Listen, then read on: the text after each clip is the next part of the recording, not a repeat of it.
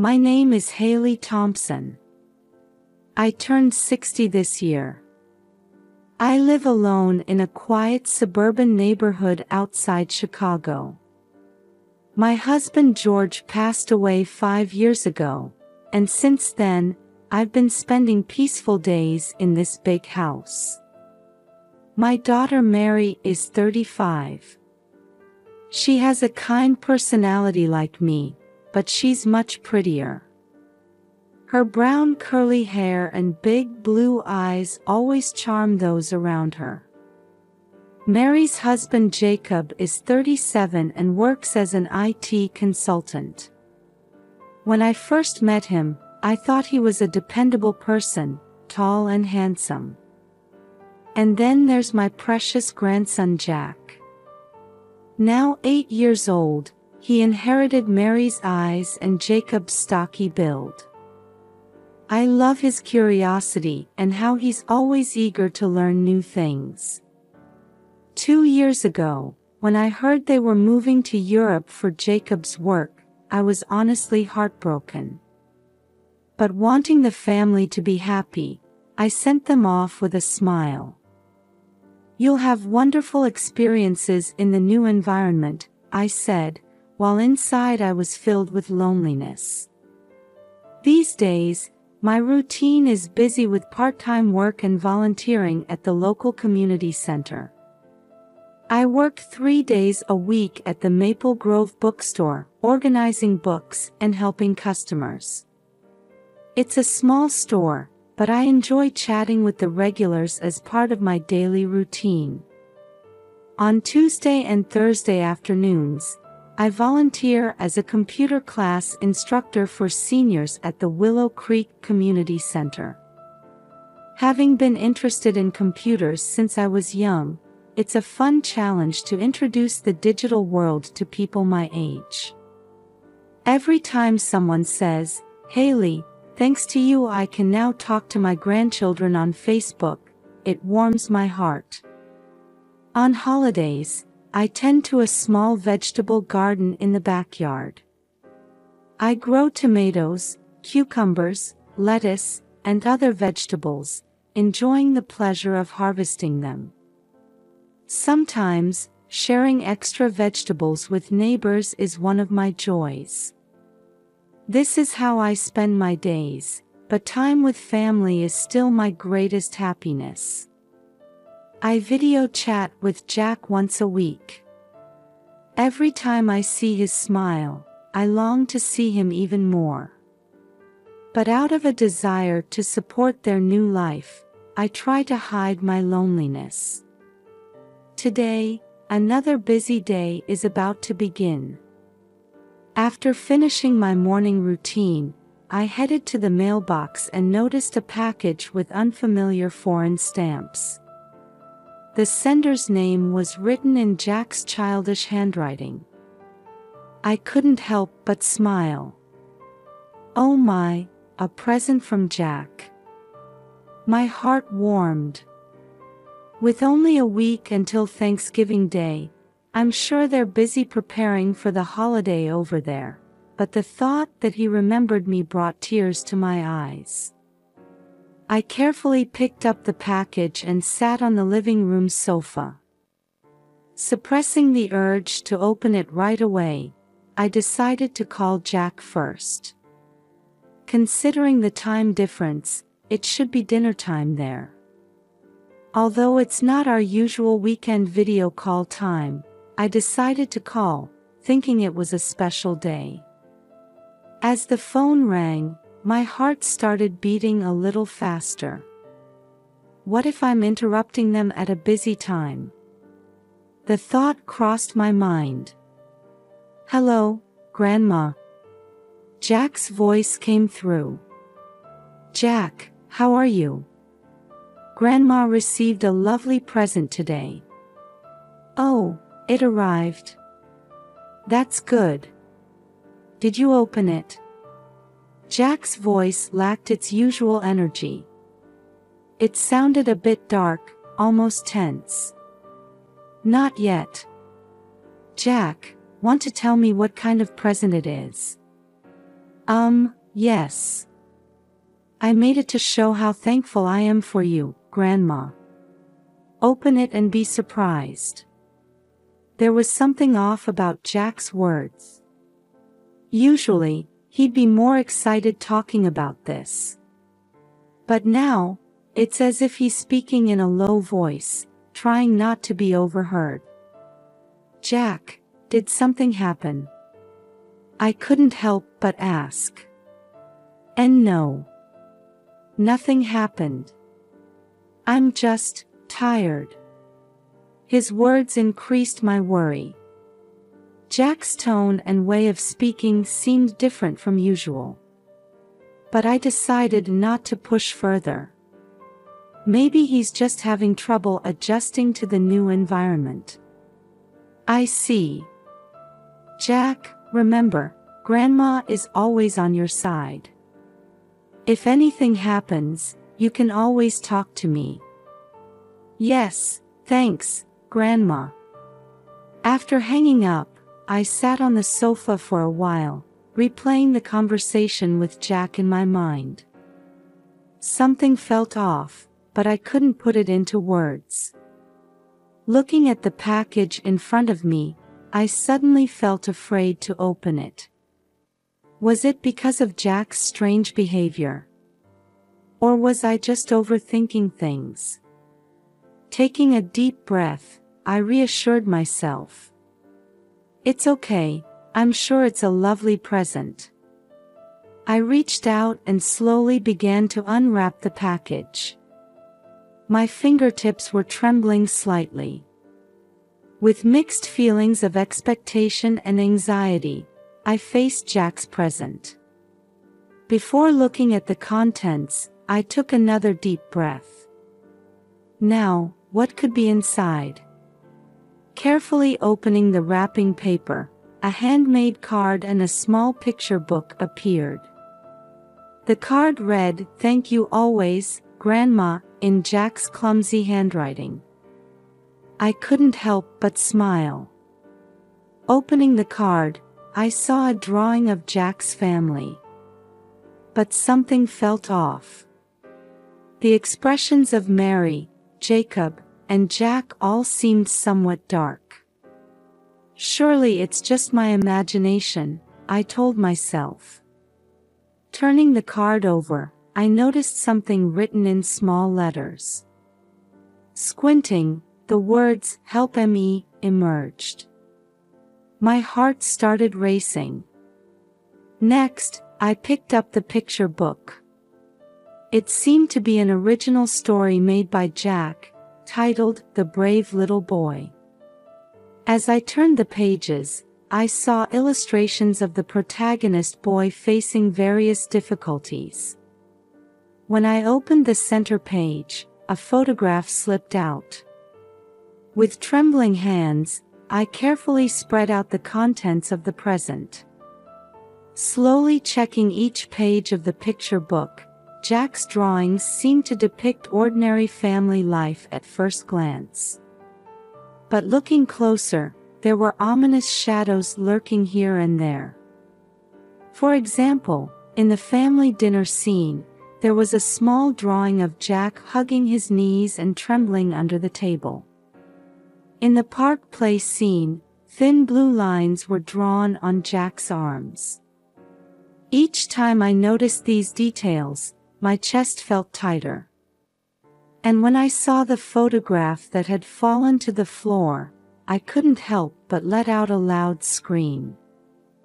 It showed Jack covered in bruises. Oh my God! Jack! I cried out, dropping the photo. My hands were shaking, and my breathing became ragged. I couldn't believe this was really happening. But the evidence in front of me was clear. My precious grandson was being abused. Why didn't I notice? Feelings of self-blame welled up inside me. Should I have observed Jack more carefully during our weekly video calls? Thinking about it, tears suddenly started flowing.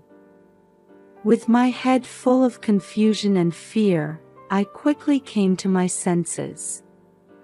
Jack. I need to help him, I said, grabbing my smartphone with trembling hands. When I pressed the video call button, Jack answered immediately. Seeing Jack's face on the screen, I gasped again.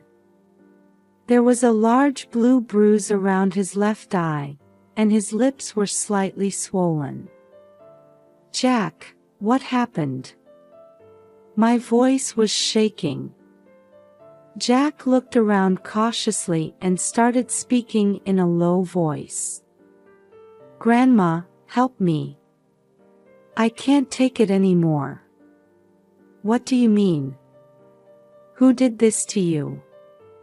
Dad. Jack answered tearfully. Dad is, to me and Mom. But I couldn't tell anyone. Dad would get angry. Anger and sadness swirled inside me. Why didn't you say anything until now? Dad is always watching. Phone calls, video chats. That's why I hid it in the present. Jack's voice was trembling. I understand, Jack. Grandma will do something about this. I tried desperately to keep calm. Just then, I heard the sound of a door opening. Jack's face contorted with fear. Jack. Who are you talking to? Jacob's voice could be heard. And no one. Jack's voice was shaking. Jacob's figure appeared on the screen, and I held my breath. His eyes were filled with anger. You again. Jacob's voice rumbled low. Jacob. I cried out involuntarily. What are you doing? Jacob looked at the screen in surprise. Then suddenly, the call was cut off. I stared blankly at the blackened screen. My heart was pounding fiercely, and my mind was in chaos. But there was one thing that was clear. I had to save Jack and Mary. What on earth is going on? I muttered. In the beginning of their marriage, Jacob was a kind and caring person. He cherished Mary and cried tears of joy when Jack was born. When did he turn into such a violent person? Various possibilities raced through my mind. Work stress, financial problems, or issues with alcohol or drugs. The more I thought about it, the more anxious I became. I took a deep breath, trying to calm myself down. This is no time to panic. I need to act calmly and quickly. Should I contact the local police first? Or directly contact the police in Europe? No, I need to secure evidence before that. I picked up the fallen photograph again. Then, I carefully gathered the card and picture book. These would be the key to saving Jack. First, I decided to consult with someone I could trust. Sarah, my longtime friend and retired lawyer, should be able to give me proper advice. She should be familiar with international legal issues. While calling Sarah, I was thinking about Jack again. His brave action revealed this situation. How much fear did he have to fight against in his small body to send this SOS? Wait for me, Jack, I whispered softly. Grandma will definitely come to help you. And I stood up to take the next action. It's a race against time. I must save my precious family as soon as possible. After hanging up the phone with Sarah, I took a deep breath to calm my heart. Thanks to my friend's accurate advice, what I should do next became clear. First, I headed to the local police station. Entering the old building of the Oak Grove Police Department, I felt my stomach tighten with tension. After briefly explaining the situation at the reception, a middle-aged officer named Detective Johnson immediately responded. "Mrs. Thompson, please calm down and explain the situation slowly." Encouraged by Detective Johnson's calm voice, I handed over Jack's letter and photos with trembling hands. He checked the evidence with a serious expression and immediately took action. "Since this is an international case, we'll contact Interpol first." Hearing those words, I felt a little relieved. Detective Johnson talked on the phone for a long time, occasionally asking me questions for confirmation. After about an hour, he finally hung up. "Mrs. Thompson, Interpol will take action. They'll also contact the local police." I let out a sigh of relief at those words. However, I still can't relax completely. "But Jack and the others are still in a dangerous situation," I pleaded. Detective Johnson nodded understandingly and said, "Let's contact the local child protection services as well," before picking up the phone again. I sat on a plastic chair in the police station, trying to suppress my restless feelings. As the clock hands slowly moved forward, I continued to pray for Jack and the others' safety. Suddenly, my smartphone vibrated. It was a message from Jack. "Grandma, I'm scared. Dad is angry again." I immediately showed the screen to Detective Johnson. He promptly started contacting Interpol again. Meanwhile, I replied to Jack. "It's okay, Jack. Help is coming. In case of emergency, call 112. There was no reply from Jack, but the message was marked as read. About 30 minutes passed. Detective Johnson's phone rang, and he continued the conversation with a serious expression. After hanging up, he turned to me. "Mrs. Thompson, the local police have moved. They're heading to your daughter and grandson's house now." My heart was beating violently. Are Jack and the others safe? Or... Another 20 minutes passed, and the phone rang again. After hanging up, Detective Johnson smiled at me. "Good news. Mary and Jack have been safely protected. Jacob has been arrested and is being questioned." The moment I heard those words, tears flooded from my eyes. Relief and joy washed over me, and I cried out loud. Detective Johnson gently placed his hand on my shoulder and said, "You did well. Your courage saved your family." That night, I was able to video chat with Mary and Jack. They both looked tired, but knowing they were in a safe place calmed my heart a little. "Thank you, Mom.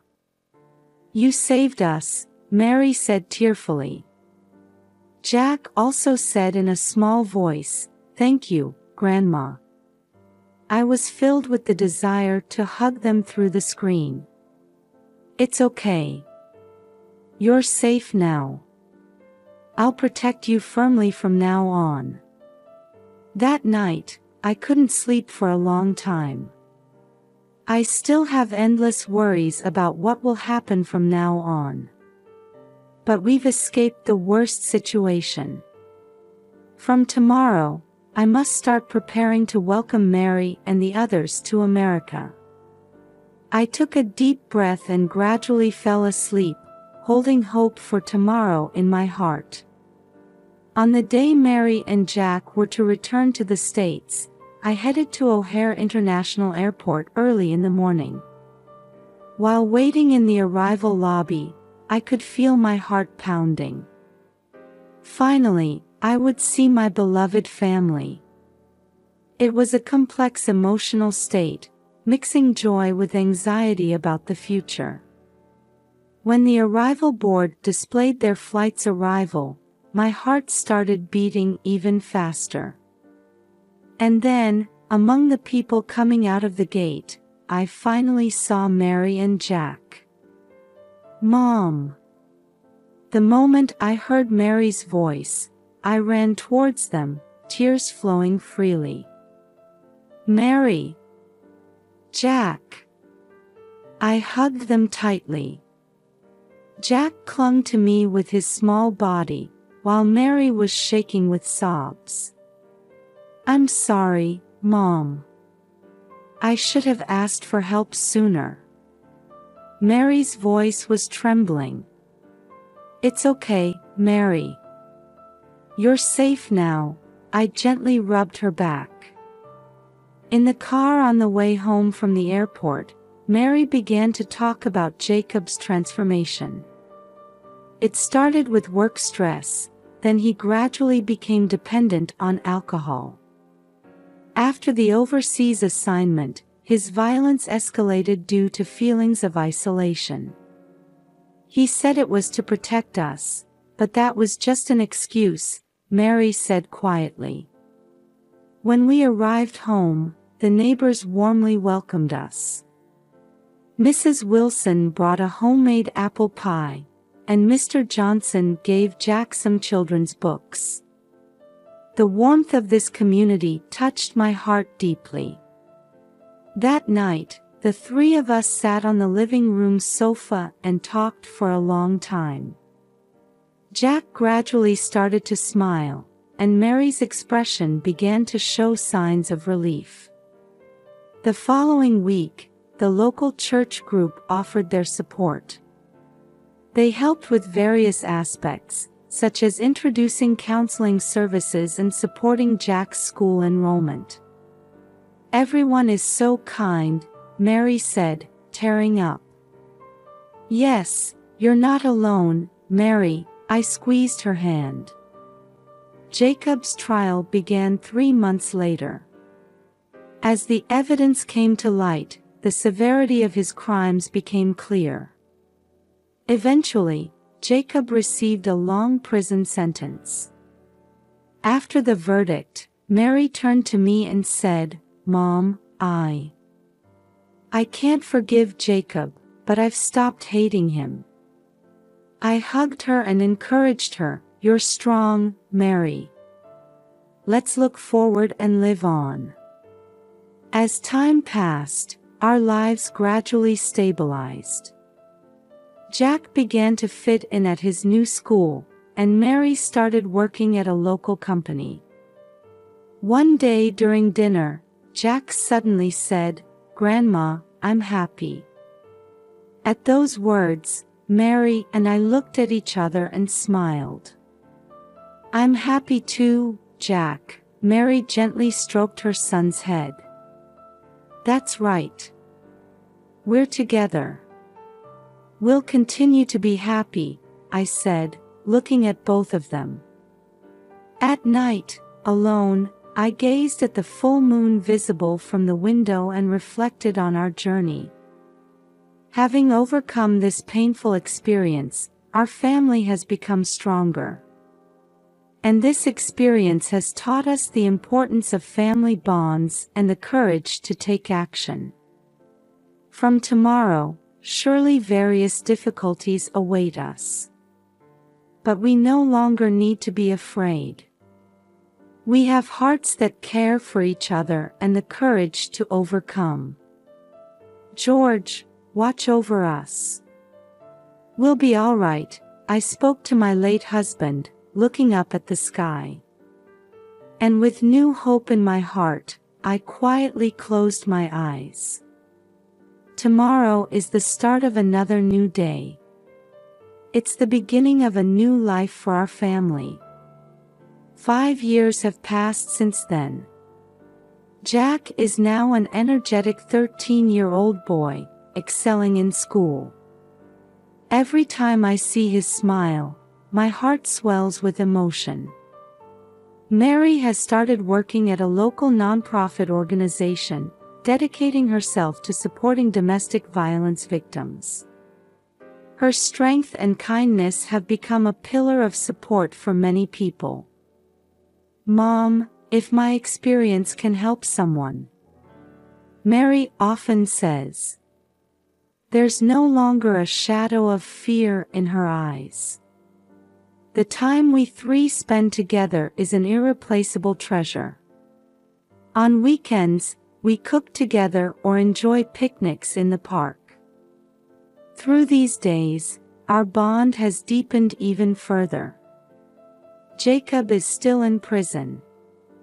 We occasionally receive letters from him, but Mary doesn't seem ready to write back yet.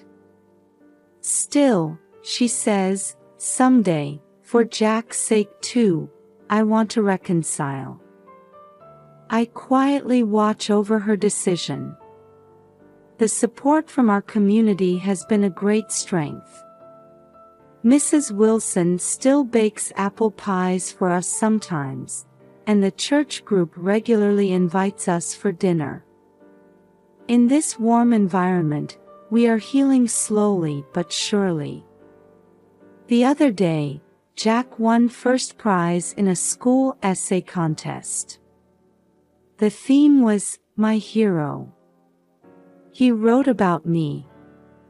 Grandma is my lifesaver, Jack said shyly. Those words brought tears to my eyes.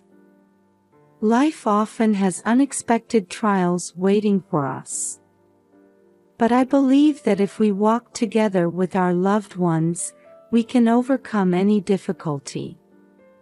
Now, the sunset visible from the window is shining beautifully.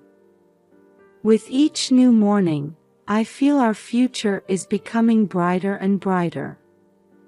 We will continue to protect, love, and support each other. That is the foundation of our happy life.